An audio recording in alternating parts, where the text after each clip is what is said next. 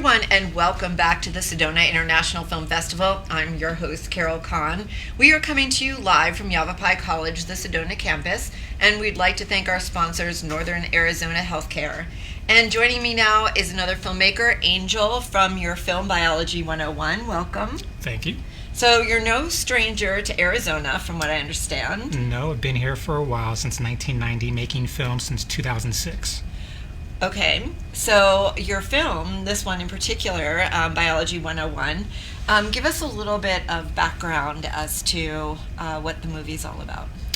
So it kind of centers around a couple that reconnect, good friends that reconnect after about 8 years, who used to date at some point. So one of them thinks they are meeting coincidentally, but there's actually a more meaningful reason why they are meeting. And I can't say any more than that because that's kind of the twist of the film of why these two characters are reuniting after 8 years. Yeah, so I know the ending. But I can't tell you either.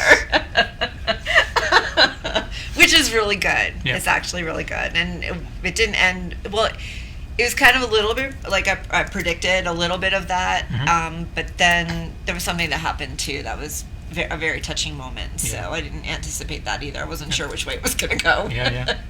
So that's pretty cool. Was there any truth to that story? So the writer, J.J. Duffy, he's actually someone who's adopted before, so he adopted his son with his partner. So he kind of has some experience with the kind of story of adoption and what goes through it.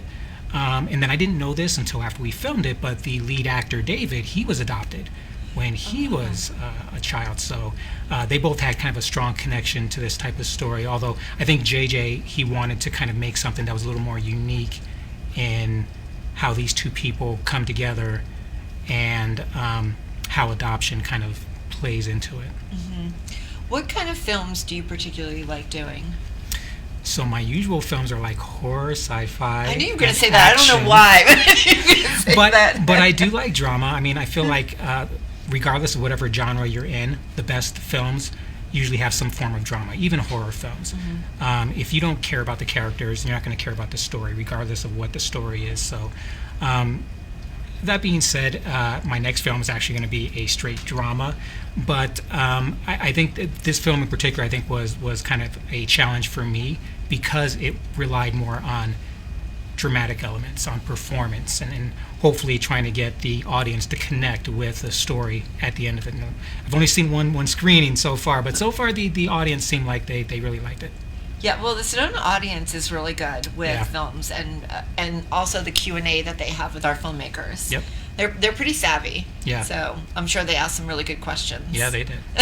Because it was a pretty packed house too. I was surprised for a Wednesday night. So it was good though. It was a good show. This is actually my first time in the Sedona Film Festival, so it was nice. And it's not going to be your last either. Definitely not. I mean, me and my wife love Sedona. We always come up here for day trips. So this is the first time we were like, let's do a mini vacation out of it. So we've been here. We'll be here for like 3 or 4 days. Oh, nice. Yeah. Well, good. Yep. So horror films. That wasn't what I was going to ask you. I was going to ask you about the shooting a short, because basically that's what your film is. I always wonder this, like from a filmmaker's point of view, because it was shot in one place, in one room. How difficult is that to do something to make sure you get the point across to the audience?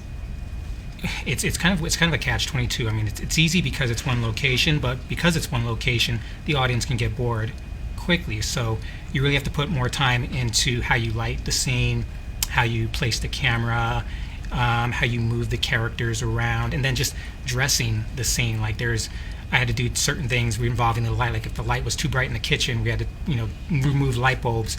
And then behind David, there was a light right behind him, and if we turned it on, it was too bright. So I left it off, and then I put a little tiny LED light inside of it just to give it a little bit of a glow. So you have to be a little more intentional when you have less space. I don't want to say it's easier, but it makes you be more creative in how to use that space. And do you prefer doing shorts or features? So I've never done a feature yet. Okay. But I do want to do a feature. But I love short films. Even if I start moving into doing feature films, I think I would always still keep creating short films because I love the ability of being able to tell a story in a short amount of time. Whether it's, I've done films that were 2 minutes and some that were up to like 20, 25 minutes. So I think it's really challenges me as a filmmaker to do everything I can to tell a complete story, try to develop characters in a very short amount of time. What's your favorite part of doing these kinds of films? Because you do the cinematography as well? I do everything. Yeah. The sound, directing, writing. Biology is actually the first film that I didn't write. So that was kind of a challenge too, because I've always wanted to take someone else's story and work my magic on it. And there's a lot of pressure because I want to make sure JJ really liked what I did with his story, because as a writer you get really attached. So you don't want anybody to mess with it, because you could have a really good script, but if you don't have good actors or you don't film it right, that script, it doesn't matter, it's going to be bad. But I think for me, short films it's something that I love making to see the end result, but the process of working with the talent is for me like the biggest payoff. Knowing that I can help other actors grow, or if there's other people behind the camera that are growing, and we're all growing together in our own different way. Like, to me, that's like a big accomplishment, especially after like say 5-10 years and you're still working with the same people and you can see this is where we came from, this is where we're at now. So it's that makes it worth it. And through the time that you've been actually working in films, what would you say has been the biggest progress that you've seen with what you're doing? For me, it's storytelling.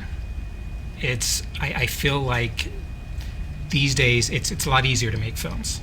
I'm kind of old school, so we were using little mini tapes back when I first started. So, and camera equipment was a lot more expensive back then. So it's so much easier just to get cameras and start filming stuff. And I think a lot of people forget the most important aspect is just having a good story and being able to tell that story in a way that you don't lose people. Even if it's a short film, I've seen some short films that were like 2-3 minutes, but they feel like 20 minutes because they could have been done better. Or they're films that are 20 minutes, and it's like you wish there was more to it. Like you could see that there's opportunity there. So I think it's just as I've learned throughout the years, I've gotten better at telling a story. I'm not necessarily looking to preach or teach a lesson. I like entertaining, but sometimes, even though I'm just entertaining, people can still find messages, in their own way in my films. So it's all about storytelling for me. Well, I think you did a really good job in storytelling. Thank you.